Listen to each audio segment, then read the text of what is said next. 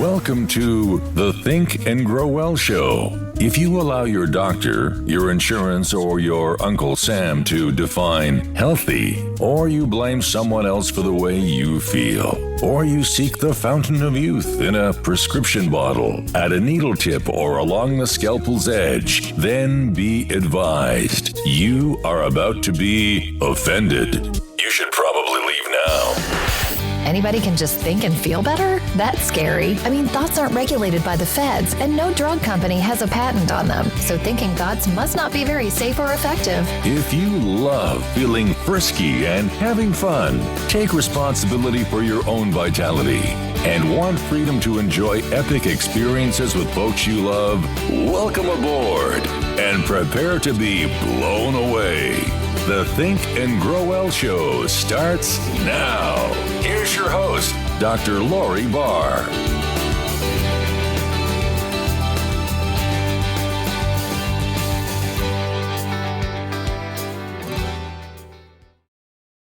Dr. Lori Barr here, and this is Think and Grow Well. We're going to talk a little more today about what makes long-term habits. Why are they so hard to change? I'd like for you to imagine that your subconscious mind is a factory creating a product which we're going to label S for sickness. That's S as in Sam, but we're going to make it S as in sickness. The reinforcement that you're sick, or I call it your disease mental tattoo, comes from your own thoughts, feedback from your environment, and also through communication with others. Your conscious mind is like the supervisor at the plant. Remember, your subconscious mind is the factory or the plant. So the conscious mind passes the template, the S ideas, the sickness ideas, into the assembly line and makes sure all the workers in the subconscious mind understand that the product to be made is S for sickness. The subconscious mind then uses all of its resources that it can attract from within you and all of the resources it can attract from the rest of the world to create the product you ordered. S for sickness. It's a very efficient factory. You get out more of what you put in. So something happens. I mentioned my friend Mary, who had the liver transplant, right? And something happened to her. She got the news that she was a transplant candidate. So something happens to you, and you get inspired to act well again. Your conscious mind now wants a product called W for well, and it has a well idea. But the factory is used to creating the product S. So all of the assembly lines and all of the workers are optimized to produce more and more and more of S. So subconscious mind is perfectly efficient and making a great product called S. And now the big conscious mind, the conscious mind says, let's try some W for a while, some well for a while.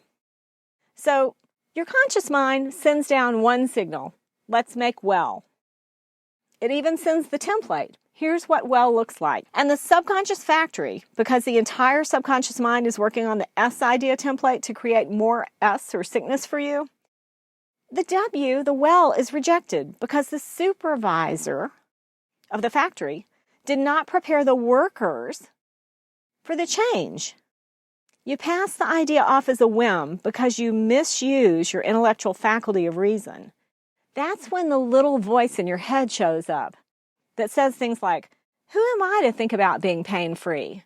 Everybody knows that if you have this condition, you're always in pain. That's just the way it is. Now, that's a false belief. It doesn't have to be that way.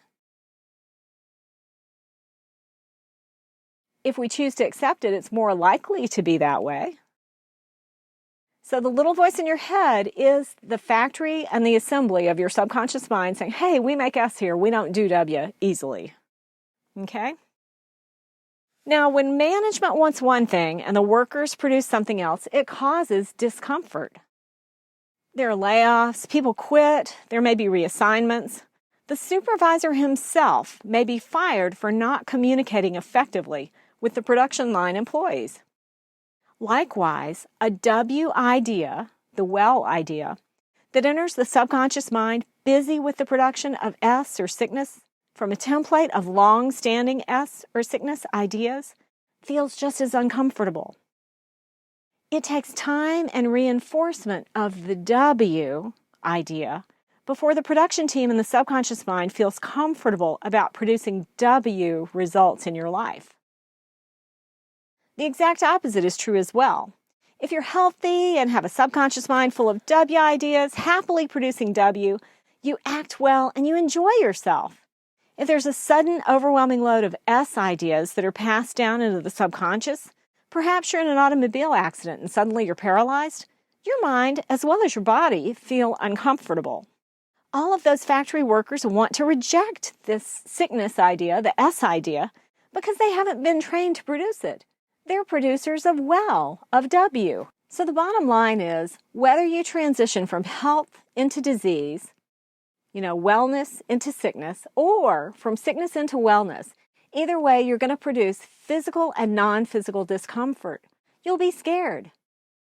The simple, and it's never easy, cure is to force yourself to do it even when you're afraid. Even if the idea terrifies you, that's called the terror barrier.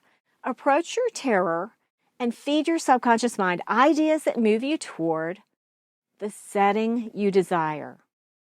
The setting in your life, the wellness ideas, the W.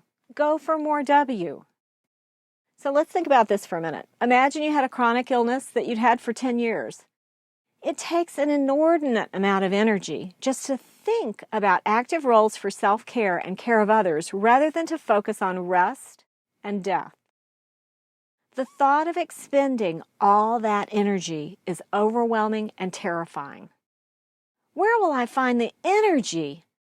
Will people trust me to do this for them after so long?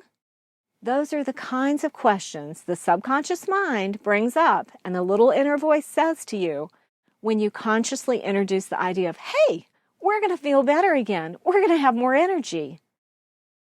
So my friend Mary, even though Mary strongly desired to be well again and mastered being well again by the time I had met her, wellness mastery after disease comes only from a series of terrifying steps and breakthroughs after repeatedly resetting your own servo mechanism in your subconscious mind. Mary worked really hard, non-physically, with her spirit, her mind, and her awareness before she worked physically to see herself to perfect health. And you can do that too. Your next steps.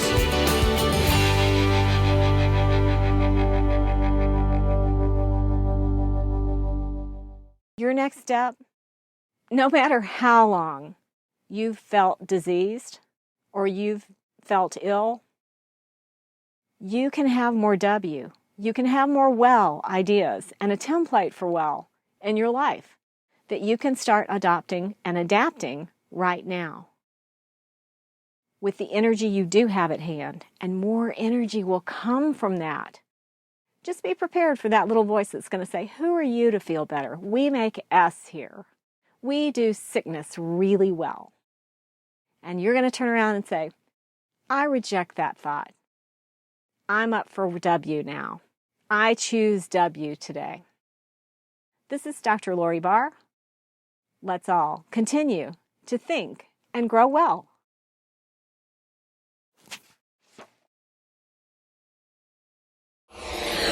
Psst, be aware. Vitality is an inside job. Trust your spirit, make up your mind, and get your body in gear. There are no second chances.